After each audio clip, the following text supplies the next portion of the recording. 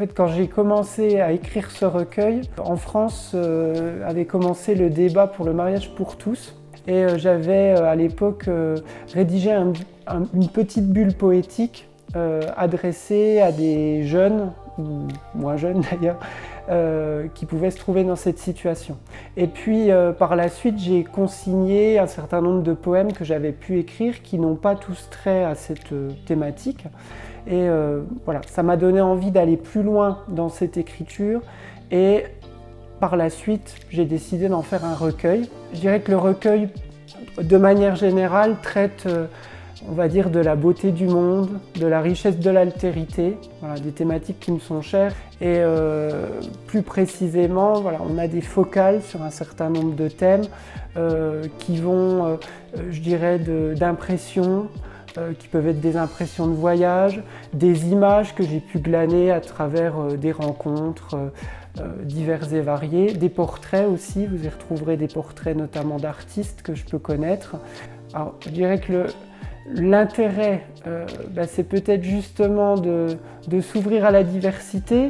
Quand je dis s'ouvrir, ça peut être peut-être aussi s'enrichir de la diversité. Après, j'ai essayé vraiment dans la manière d'amener les choses de manière poétique, d'universaliser le propos, ce qui permet, je pense, que chaque personne puisse peut-être se reconnaître dans tel ou tel poème.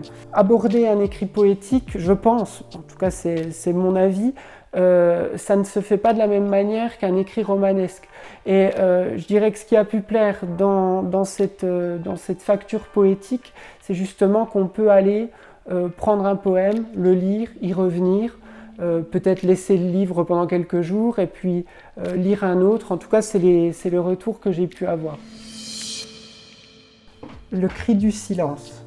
Dans l'espace feutré d'une chambre lycéenne, porte close sur le monde extérieur, une sombre clarté jaillit des persiennes quand frémit l'horloge en égrenant les heures.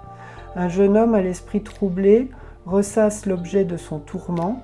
Comment va-t-il leur annoncer la vérité d'un cœur et de ses sentiments?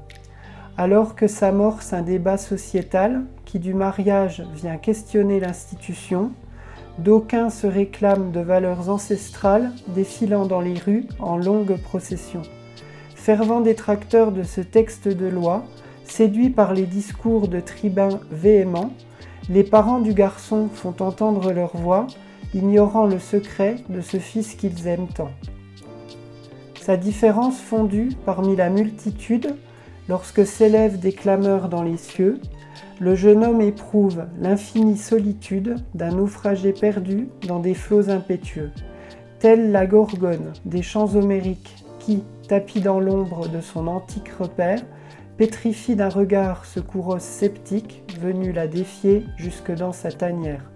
Songe-t-il dès lors à cet amour clandestin, dissimulé au plus profond de son âme, ce camarade de classe au sourire mutin, auquel il rêve de déclarer sa flamme? En ce bref instant de faiblesse, quand sonne l'heure de l'ultime révélation, de ses parents affligés, il perçoit la tristesse, étant alors prié de quitter la maison. Merci au lecteur pour cette rencontre, et j'espère aussi que cette rencontre pourra s'opérer d'une autre manière, c'est-à-dire que le fait que les personnes lisent un livre, c'est une chose, mais après de pouvoir en échanger avec l'auteur, je pense que c'est aussi un élément prépondérant.